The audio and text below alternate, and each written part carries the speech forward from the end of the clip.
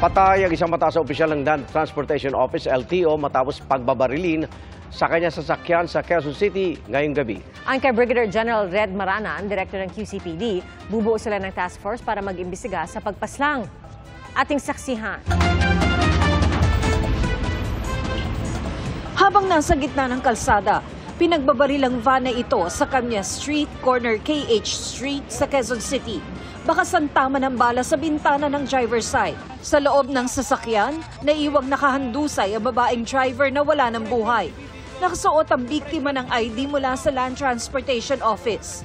Wala pang impormasyon kung may kasama siya na mangyari ang krimen.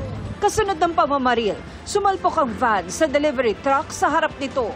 Kaka-stop lang namin, sir. Tapos maya-maya, biglang may narinig akong dalawang potok. Pak-pak. Tapos maya-maya, biglang may bumangga na sa likod ko. Yun na, tumingin ako sa side mirror. Nakita ko yung nakamotor na sumimp lang doon sa gilid, yung motor niya. Tapos tinayo pa niya, iniikot niya, tsaka siya umalis.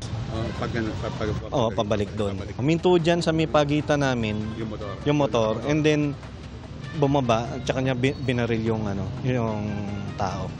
Kinordonan na ng Quezon City Police ang dalawang sasakyan habang nagsasagawa ng investigasyon. Para sa GMA Integrated News, Tina Panganiban Perez, ang inyong saksi.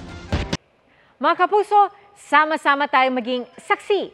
Mag-subscribe sa GMA Integrated News sa YouTube at para sa mga kapuso abroad, samahan niyo kami sa GMA Pinoy TV at sa www.gmanews.tv.